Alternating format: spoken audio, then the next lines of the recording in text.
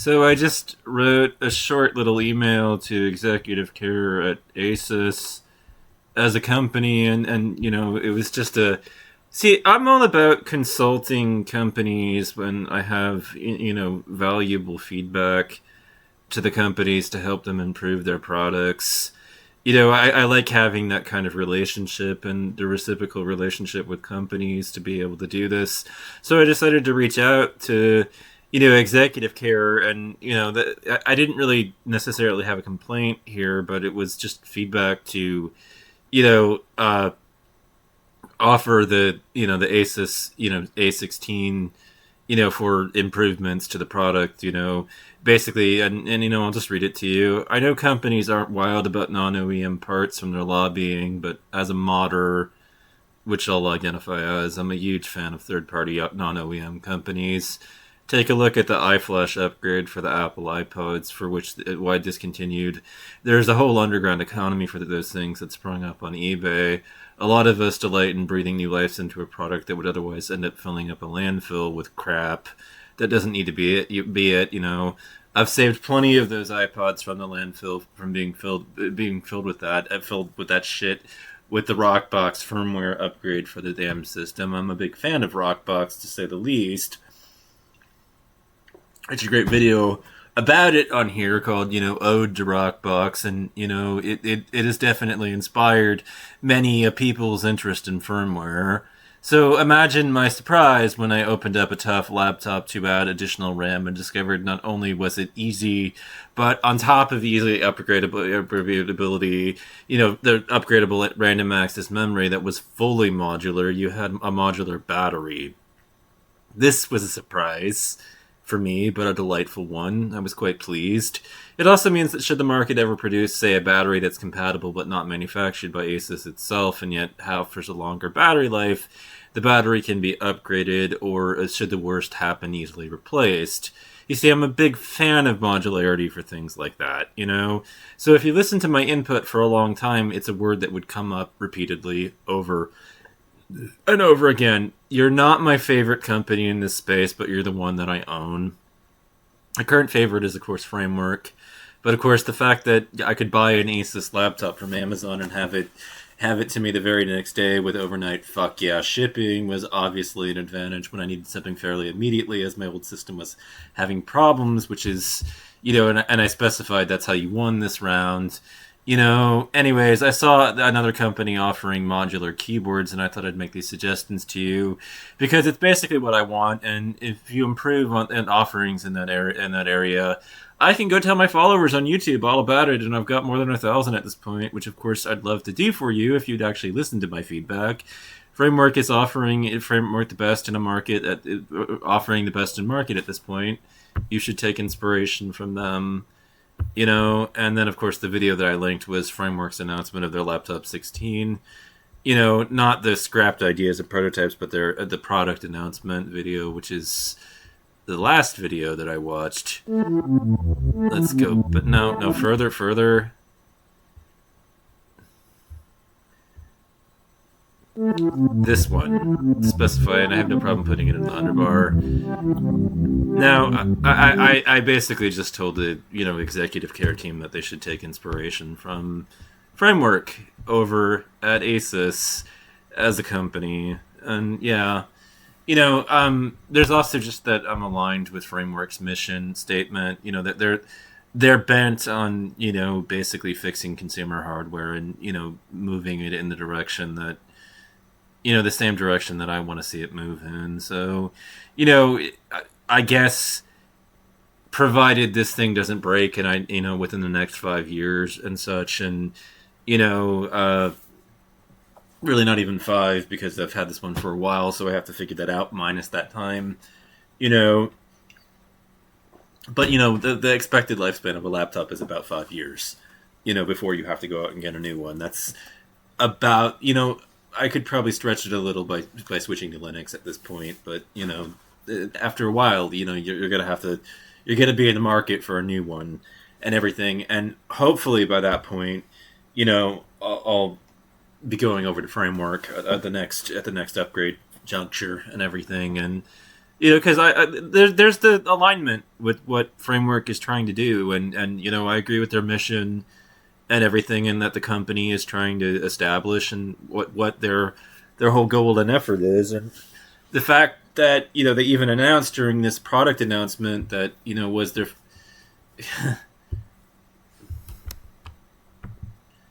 the Framework laptop introducing with the NVIDIA. So this video here about it and everything and what they did with it, which I got from entering in, input about the modular keyboard aspect, and which is great because, if there's a part that goes on a laptop, it's often the keyboard. I'll tell you that much. That's often the thing that breaks on the system. It's often the first thing to go if anything does go catastrophically wrong with the system. I mean, I've learned to have USB keyboards around for that very reason, over time, because that does happen. And I don't like the trackpads because they don't have a scroll wheel. Obviously, I'm so used to using the scroll wheel and everything that I've definitely got a Razer, mouse that's plugged into the system, because I don't like using that damn trackpad. But it is good that it's there, just for initial reasons, or if you can't find the damn thing or whatever, So anyways, that's set up that way. And yeah, I obviously use embed and everything, but yeah. So the system that I've got here, is a 64 gigabyte, RAM system and everything. And, me, I've complained, I've been very vocal about the fact that Electron apps are so demanding and everything, but I went over to a much more powerful system because of it. Although, to be fair, I'm not giving you developers permission to use up more of it because of the fact that it's available. Stop it. Start trying to push towards using less of it, for fuck's sake. Start trying to trim the bear. Start trying to reduce the bloat. For fuck's sake, Electron is a bloated piece of shit, JavaScript framework and everything. And I mean, I empathize somewhat, I get it. I get why developers might like JavaScript. It's like, okay, there's a rapid turnaround with developing this way, and on top of that, it's this mindset. But see, the thing is that the supposed advantages and the utopian nature of JavaScript have not been realized. Okay, I kind of laugh in the face of all these people in a way, because the old era of programming, right? The old one of the nightmares that coders had to deal with and that they didn't like having to deal with was the reality that if I release a native application, for instance, on Linux, and I want to bring it over to Windows and to that side of the equation, then I have to do a lot of coding work to rewrite the ABI calls on the damn thing so that it's compatible with Windows instead of Linux and everything. I have to port it and make a few adjustments to my code and everything. And I don't like having to release multiple versions of the same piece of software. I don't like having to do that. I don't like when I have to rewrite the same fucking piece of software 4 different times. I want to just do it once and have it set and deal with and everything as a developer. That's what you would want. That's what most developers would think. And so, JavaScript comes along, and the primary thought that everybody has is something along the lines of every operating system has a browser. And so, in fact, even these days, even a video game console has a web browser in it. Your cell phone has a web browser in it. These web browsers, whether it's Safari, Firefox, or Google Chrome, are available on every operating system and everything. So if I release a web application that can achieve what, I want it to achieve, and it uses JavaScript, and of course, my program can be run once and it can run anywhere, right? That's the utopian dream of JavaScript and everything, and that's what everybody thought about it, and it's why it gained all this popularity and everything. It is the good part about JavaScript, but JavaScript is such a piece of shit language that somebody had to go out and write a book, JavaScript, the good parts, which implicitly implies that the warts of the language are so many and so numerous that so when you see that title, that's the very first thing that happens that you end up thinking when you see that title. You're like, JavaScript, the good part. So I'm guessing that there's a lot of bad parts because because if you have to highlight the good parts, then, you're implying that there's a lot of warts to the damn language. And oh boy, where there was smoke, there was fire with JavaScript. I mean, this is a largely interpreted language, although, they released V8, which made it improve in terms of speed and everything. But there's a huge part of my soul that's just sitting there wishing they hadn't, that V8 just had not happened, because, that would have, if V8 hadn't happened, web developers would have had to put pressure on Google and Firefox to, basically bring the other programming languages to the web, the ones that are compiled and everything. And, they would have been forced to do that earlier, instead of being guardians at the gates that only made, JavaScript and PHP available for how websites were built, as far as front end and back end, to some extent development and everything. They would have had to do it. They would have had to bring it forward into the, the era that we're currently in, which is, we have WebGL and the word I'm looking for, I'm sorry, WebAssembly, that unfortunately hasn't seen wider adoption among developers, but, this is where the rot is setting in, and it's happened in part, and it's not entirely developers' fault. I could pin it and say that it's all these fucking soy devs' part, but I know a little bit too much about corporate culture and everything, which is one of the reasons why I'm on record with the SEC, advocating for, a switch away from the quarterlies and everything, and a switch to, semi-annual reporting of company performance. And one of the reasons why I back that opinion, and one of the things that I'd cite as one of the reasons to switch over and to advocate as a personal advocate of it, is just the reality of the corporate atmosphere for coders. Now, if you're a developer that works for a larger company, you can totally come in and weigh in and share your experience here. You're welcome to do it. But see, the thing is that if you work for a large company, then you're going to have to deal with corporate deadlines and the fact that, the company wants the code rushed out the door by the end of quarter because it needs to show the market, improved performance by the end of quarter. And if it doesn't do that, then, well, by God, the market is going to sell off the stock and the executives are going to get less compensation as a result of it.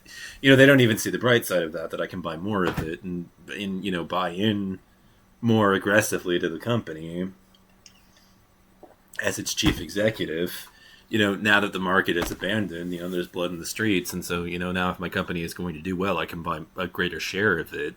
They don't look at the bright side. They just see the fact that they didn't get compensated as aggressively that quarter. And so they put a lot of pressure on the people that are actually writing the software to, release it as soon as possible and everything. But what that means is not only do you get this reality has created a breeding ground for hackers, for one thing. One of the disadvantages of it, and everything is, even the 2600 crew could tell you this. The guys that are, running the hacker space, they would testify to this fact. The reality of coding in the corporate atmosphere is one in which, you have to release code so soon to comply with deadlines that your code may be full of exploitable bugs.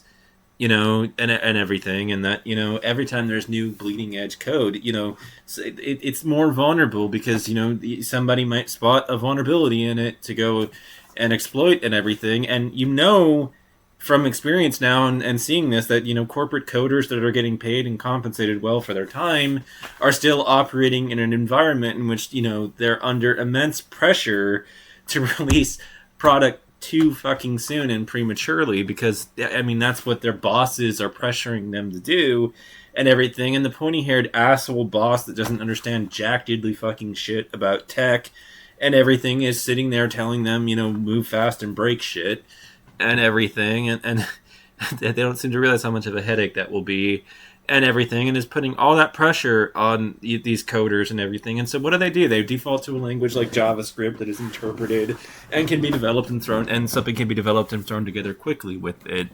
If at least to the extent of if you know what you're doing,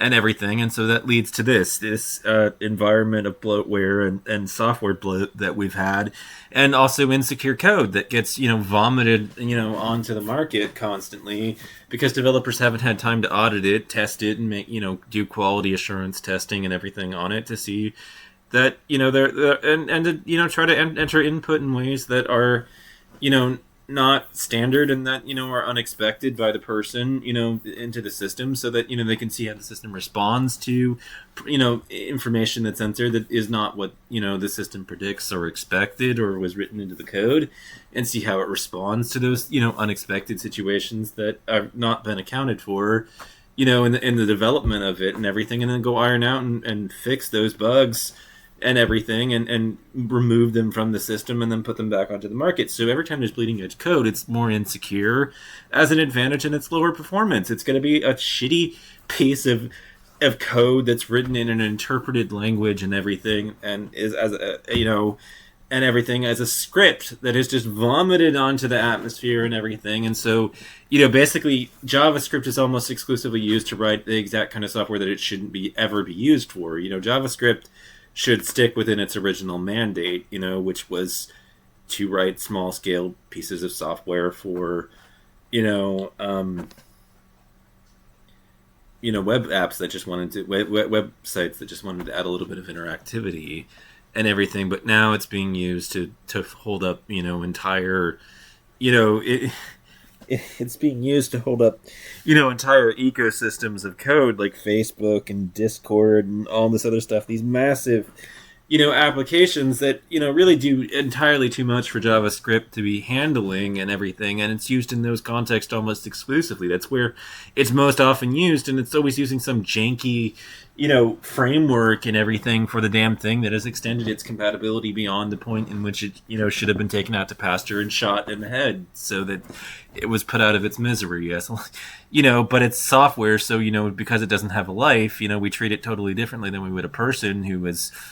Anyways, so just, I hate JavaScript, and, I can see the way that these developers for it too can't write code for shit, because, you might not do this, but if you ever open up your web browser's web console, you start seeing, even on Google, it's spitting out error after error after error after error because the code hasn't been developed properly, but everything still basically works because that's the idealized environment of the web. But there's some definite trade-offs for that, reality, which is just, things at the garbage collector ends up being massive. It ends up taking up a lot of time, energy, and memory and runtime and everything and performance is intensely negatively impacted by this and everything. And I'm sorry, but just-in-time compilation isn't quite fast enough. V8 may have improved speeds, but it definitely didn't do it by a sufficient amount from my own vantage point and everything. And so, I find myself sitting there looking up into the sky and realizing, we might not have as much software if, V8 hadn't been released and everything, but whatever, at least it would have pressured them to bring these other languages onto the web, and, you might see better software out of the ones that did exist and everything. So I actively resent V8. I actively resent the ongoing efforts to quote unquote improve JavaScript. I wouldn't call it improving, these are all these alleged improvements with the frameworks are literally just hacks.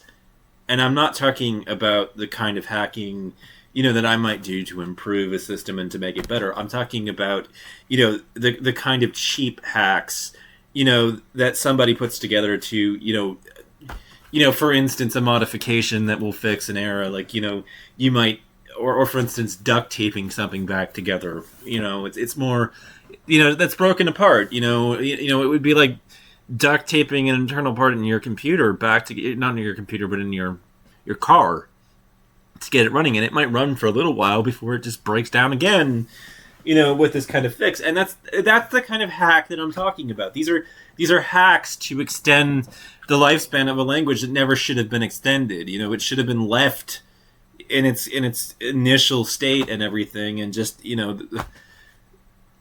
goddamn Mozilla and goddamn Chrome and Google for not, introducing the WebAssembly years sooner than they did, Just damn them for that, Anyways,